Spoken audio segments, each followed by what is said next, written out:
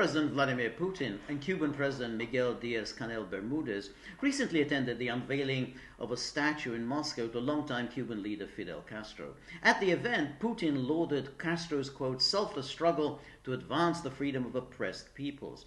Russians, listening to such a fulsome tribute to a lifelong communist, might have been forgiven for thinking that they were still living in Soviet times when Castro was a frequent guest of the Kremlin. Isn't flat tax Russia supposed to be a haven of unrestrained capitalism? Isn't Putin supposed to be best friends with such right-of-center politicians as Marine Le Pen, Viktor Orban, Matteo Salvini, Jair Bolsonaro, and of course Donald Trump? What's going on here? Well, a clue can be found in Putin's reference to Fidel's defense of Cuba's sovereignty. Castro, quote, did not allow Cuba to be broken by the intervention of mercenaries, sanctions, or economic embargo. Castro, quote, upheld Cuba's right to its own development model. This is how Russia sees the world today. It champions the so-called Westphalian international system of states, according to which every state, no matter how small, has exclusive sovereignty over its own territory.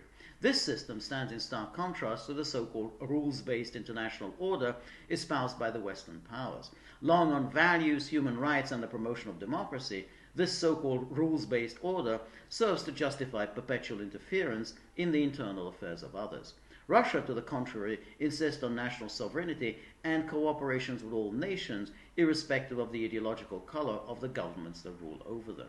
As Russia sees it, the launch in February of the so-called special military operations in Ukraine was in accord with such principles. Ukraine had been denied the right to choose its own path of development.